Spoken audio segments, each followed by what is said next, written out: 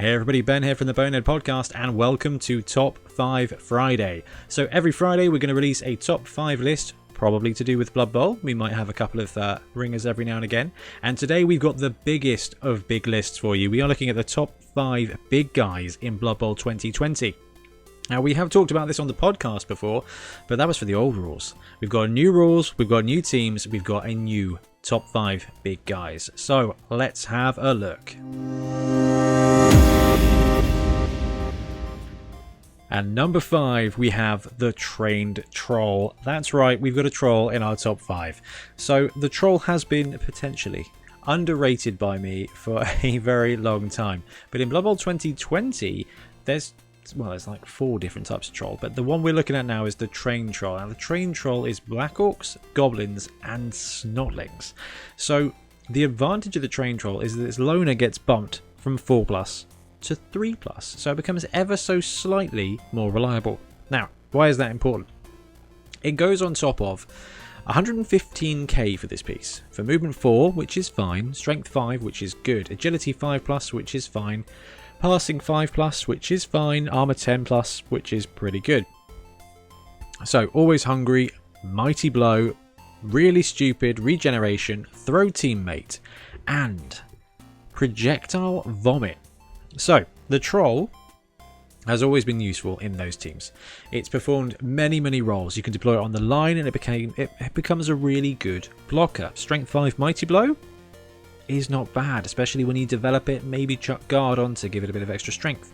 In the Black Orc team, it's going to be a very useful anchor for your front line, as well as a catapult for throwing teammates, so it performs multiple roles in that already. For Goblins, you've got throw teammate, you've got 2, because it can present quite a strong front line, to be honest with you. And then you've got the Snotling team, where the Trained Trolls does exactly the same thing. Now, benefits in Snotling because you always have spare Snotlings around to make the most of really stupid, so you've always got someone there to do, and you've always got more ammunition for throwing teammate. But the really cool thing, on top of the boost for loner to 3+, which is going to save you sometimes, is it gets that projectile vomit. So the Trained Troll has like a multifaceted purpose. It can throw things, it can punch things, it can be punched because armor 10+ and regeneration, when you are a strength 5 beast of war, is going to keep you around quite regularly as well. But on top of that, it gets projectile vomit.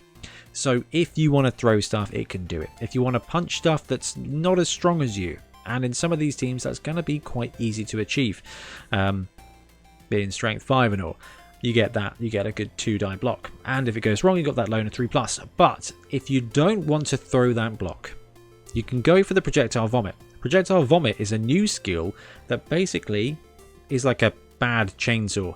On a 2+, your target thing that you're in base contact with, you roll for armor against it. So say your troll is lined up against a Minotaur, you've got no assist on either side. You can go for a 1-die block with a troll, that seems a bit risky. Or you can take a 2+ stab, essentially.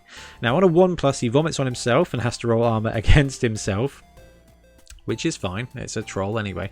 It's a troll after all, and with armor 10+, you're going to be okay. But if you're deployed against a Minotaur that you don't want to punch, or you're deployed against a ball carrier and don't want to risk the block dice, just going straight for armor with the vomit gives the troll another angle, which I think just boosts the troll right up the ranking. So that is why the Trained Troll is my number 5.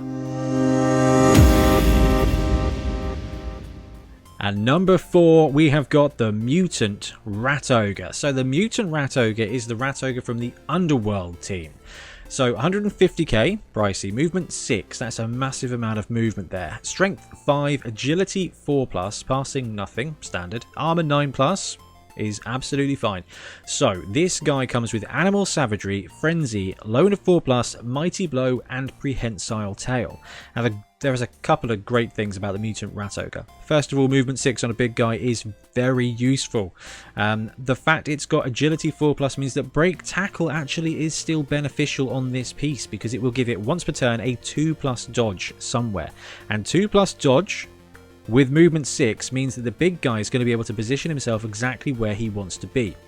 Let's add to that the fact that this positional has Frenzy and Mighty Blow. So it is actually going to do quite a lot of damage when it gets to where it wants to get to. Prehensile Tail means that if you stick it on the line, it's just going to be an added benefit to stop your opponent from tripping up, but it's a free roll, which is wicked. The Mutant Rat Ogre, unsurprisingly, gets mutations, though, and this is where it's really quite cool. So, it's got Mighty Blow, and yes, Mighty Blow claws do not stack as well as they used to, but an 8+ armor break followed by Mighty Blow +1 on the injure roll is still really, really good. So, this guy can get Break Tackle straight off the bat, giving it 2+ dodge once per turn. You can take Claw, giving it that angle. You can give it Horns. The Mutant Rat Ogre, he can develop into a very, very effective Minotaur if you want to. Now, the other reason I think this player deserves to be on the top 5 big guys list is because it's got Animal Savagery. So, Animal Savagery is not like Wild Animal. Okay, it is like Wild Animal, but if you fail, you get to punch a friendly model, knock it down, roll for armor. Mighty Blow does come into effect, so beware of that. But you get to knock it down and then activate as regular. If you don't punch a dude, it gets Bonehead. So it loses its tackle zones and just doesn't count for a turn. So you kind of have an opportunity here, and this is why I think this player is so good, because it is playing on the Underworld team. And the Underworld team has got goblins. Goblins are kind of freebies. They're still pricey for what they do at 40k, but they also have 0 to 6 Underworld Snotlings. And where they have the swarming rule, these Snotlings, if you've got a few on your team, are going to be deploying in addition to your starting 11, which means you can have 1 or 2 Snotlings just buddy up with your movement 6 Rat Ogre, and it's never going to fail an activation. You will never fail a blitz. You will never fail a move. It's going to cost you some Snotlings, but effectively what that does, those Snotlings on this team allow this on the way Minotaur, this Mighty Blow Frenzy, movement 6 big guy, to do what you want it to do every single time. The downside of big guys, as we all know, is that there is a negatrait. There is a downside. Wild Animal's going to stop my dude from moving. You know, Bonehead's going to lose the thing. Really stupid means I need to assist him and coach him around. Absolutely the case with Animal Savagery, but it's up to you as the coach to decide whether or not you want it to 100% work. So if you need a blitz and you really want your Rat Ogre to go in for that blitz, we've all done it. Gosh, you guys have seen on the channel, you've seen me roll the Bonehead blitz and get the one multiple times in 7 Super Series. You can make sure that doesn't happen with this player, and that is absolutely massive. And that's why the Mutant Rat Ogre for me is number 4 on the list. And coming in at number 3, I have got the Kroxigor. So we have just talked about the Mutant Rat Ogre and the fact that movement 6 is really, really, really good. The Kroxigor also has movement 6, also has Prehensile Tail. But the really great thing about the Kroxigor is that it's only got Bonehead. So don't get me wrong, the Rat Ogre is going to be great. It's going to do a lot of stuff. It's going to cost you players. This Kroxigor gives you absolute value with skills. Okay, it's got Mighty Blow. It's got Strength 5, which in my mind is one of the best skills in the game, which will probably surprise none of you, seeing I'm doing a top 5 list, and I love this stuff. So it comes with Bonehead, Loner 4+, Mighty Blow, Prehensile Tail, and Thick Skull. And this piece comes in at 6/5, 5+, Armor 10+ as well. So Armor 10+ with Thick Skull and Movement 6, and it comes in at 140k, which is cheaper than the Rat Ogre. 10k is 10k. It's got all your combat skills. Downside, there's no mutation, and now it's been reduced. So its agility is 5+. Break Tackle will only give it a 3+ dodge, so it's going to be way less effective. But Bonehead is going to keep your Kroxigor doing what you need it to do the majority of the time. Okay, there's going to be 2-3 turns a game where it doesn't do what you want it to do, but the rest of the time it's going to be exactly what you want. A massive bruiser, supporting the rest of your team, and just murdering folks on a 2+. It's perfect, and when you don't want to activate it, it doesn't need a lot of skills, so you don't need a lot of development on the Kroxigor.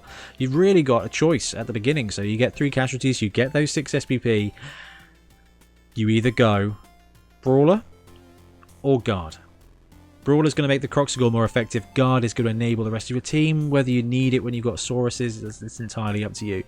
Break Tackle is going to mean he can maneuver around on a 3+. But I think those other skills are going to be more beneficial. But basically, the Kroxigor is the most reliable of big guys without destroying your team.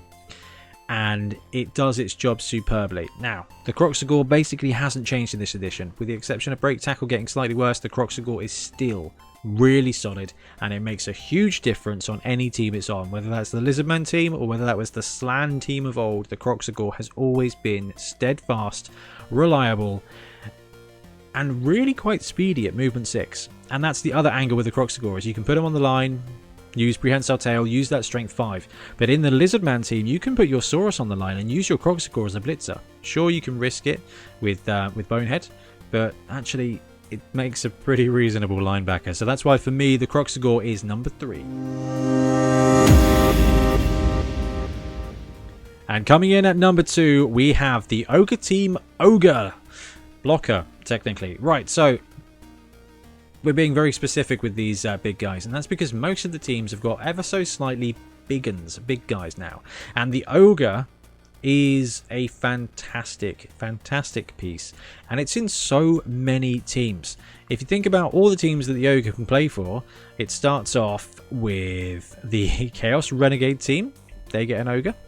And then it goes down to the human team and the human nobility team, and then you've got the ogre team as well. You've got Old Alliance that can take the ogre, and I think that's it for now. No, okay, so that's only like 6 players. Okay, it's only like 6 teams, so you just get different types of ogres around. Now the reason we've gone for the ogre team ogre is just the most awesome thing ever.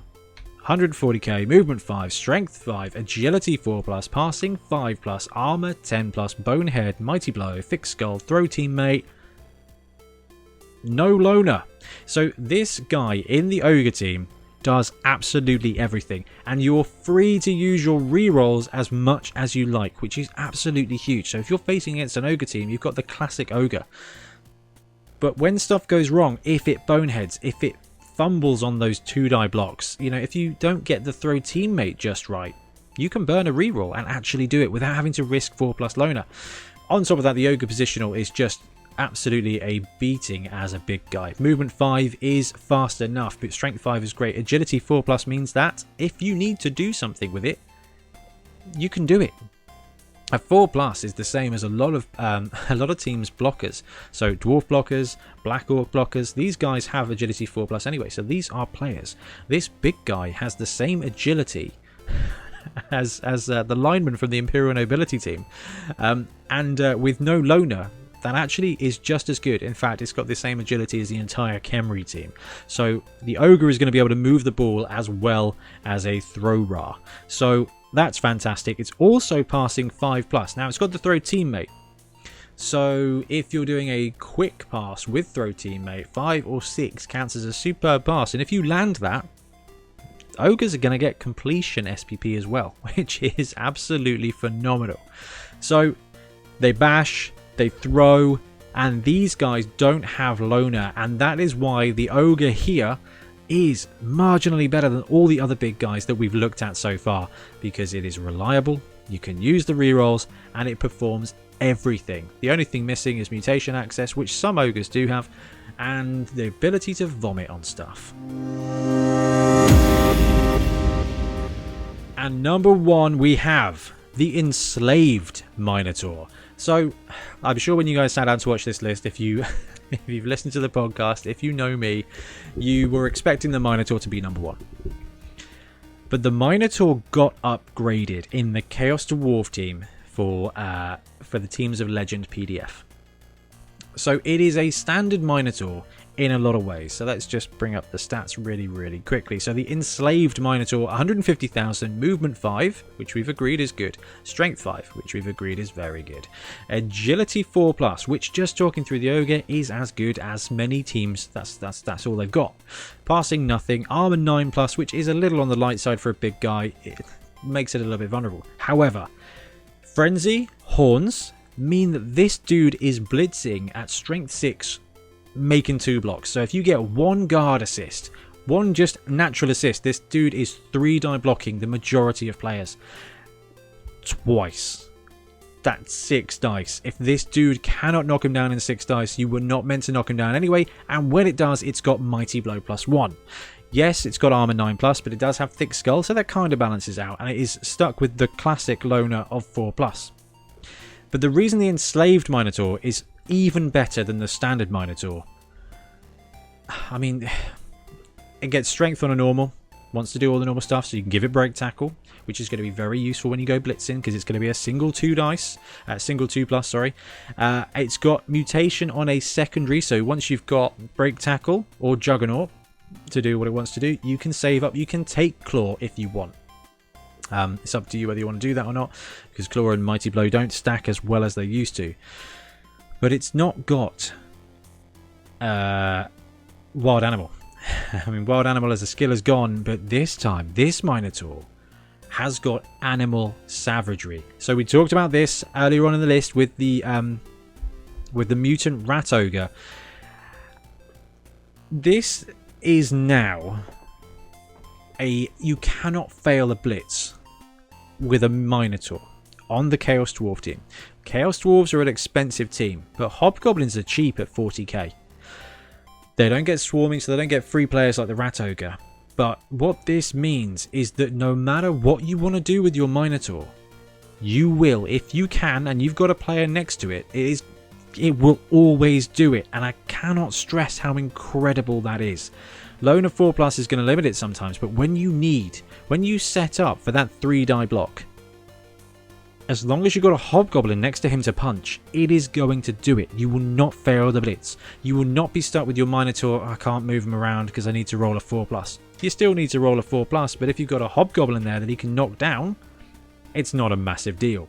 And if the Hobgoblin dies, the Hobgoblin dies. Doesn't get casualty SPP. That would be pretty sweet. In that case, then I think the Mutant Rat Ogre would probably be at the top, because it would be leveling up in no time by just destroying its own snotlings. There is a massive balancing factor here, which is it is dangerous. So if you deploy the Minotaur on the line next to Chaos Dwarf blockers and it doesn't do its thing, it could be smashing down your Chaos Dwarfs. So you have to play with it very differently than a standard Minotaur. But if you are worried about it hurting your players, you just don't put somebody next to him. And what that means is it will Bonehead, which will be less good than Wild Animal. So it will be less good than it just ending its activation. So you've got to play with it. It is more dangerous, but it is significantly more powerful, because you will never be let down by the Minotaur. You will be let down by the dice when it blocks, sure, but you will never be let down with that Minotaur activating, and that will allow it to just be the powerhouse you need wherever you need it, whenever you need it. And I am very intrigued to see this, because we're looking at the Chaos Dwarf list and we're thinking, it's basically the same as it used to be.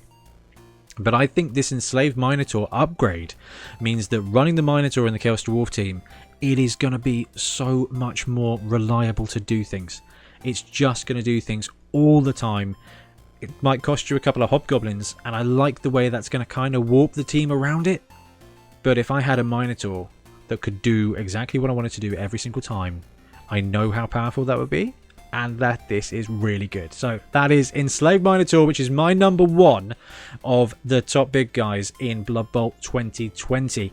So there are a bunch of honourable mentions, and I'm sure loads of you out there screaming about the Mummy or the Tomb Guardian. If you look at this list, none of these guys are... all of these guys are faster than the Mummy. The Mummy is super reliable. It's the most reliable big guy. It's got no nega trait. Movement 3 is its own nega trait. They're easy to box, they're easy to counter, and you can get split up, and there's no, if you get knocked down, it's a long way to go. So the Mummy is fantastic, but even the Troll is faster than it. So reliability, power, it's really, really close, and yeah, I love the Mummy, but it just cannot compete with some of the rest of these guys on this list. Anyway, like I said, please let me know in the comments below what your top big guy is, how much you hate this list or like this list, and whether you're excited or terrified about the Enslaved Minotaur, because animal savagery is going to make things really interesting. And I don't think you would have seen the vampire team builds yet. We talk about animal savagery quite a lot. it's interesting. It's far more interesting than I considered, and it's going to really change the way teams play, but it's really powerful when you pull it off, so I like that a lot. Anyway, I'm going to wrap up our top 5. Let me know in the comments below what you think and what other top 5s you want us to do. I think we're going to go for quite a funny one next week, so I'm looking forward to that. But I'm going to disappear, and I will see you again tomorrow for some more Blood Bowl content. Thanks very much for watching.